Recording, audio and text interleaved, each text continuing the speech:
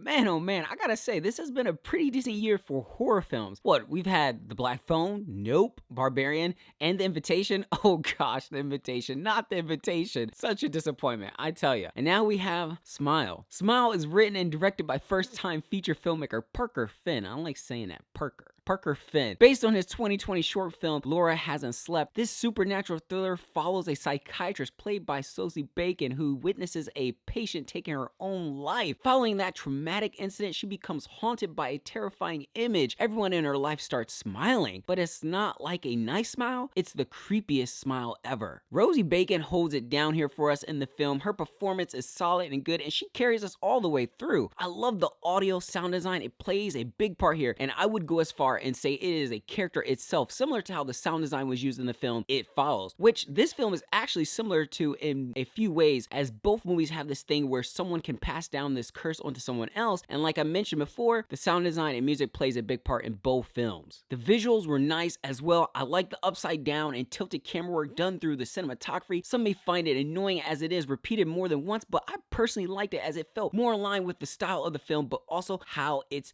a reflection and how this woman's world is unfolding and continuously going upside down. The atmosphere is creepy. I even like how the patient wellness chart came across that way to me. It's the little things. For me, what makes this scary though is not just this unknown entity itself that's getting closer and closer to our main character Rose, but it's how she goes from being a sane doctor in everyone's eyes around her to a downpour of a person who appears insane. We, the audience, know she's not crazy, but everyone around her thinks she's going out of her mind. Her fiance, her sister, family, friends, coworkers, even her own therapist and boss, to the point where she is all by herself and has to face this thing alone. And I think that's what makes this pretty terrifying. But in a way, it's an opportunity for the protagonist to face her innermost trauma of her past with her mother when confronting this monster. I appreciate the movie going in that direction with this unsettling exploration of trauma. Speaking about this monster or thing, I did like how it would toy with the character Rose. It reminded me of, which I have not heard anyone mention, is Freddy Krueger and how he would toy with his victims. Now, I gotta say, this is a slow burn horror film, so keep that in mind. It's going to have its drags, and the movie tries to keep you on edge with jump scares. I'm not a fan of jump scares, and there are a ton of jump scares here in the film, but they are utilized in a way that is quite different and somewhat effective. The jump scares are placed in unexpected moments, and the movie uses a lot of them, and my guess is that they didn't want you to get bored, but I honestly didn't think it needed them,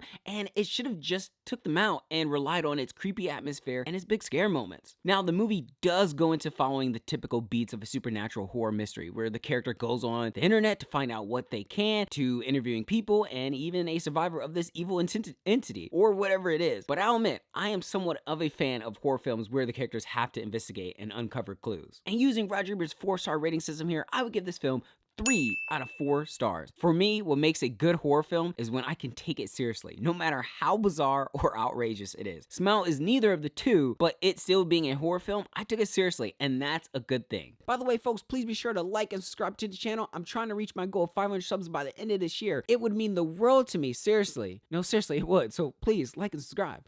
I'm just saying.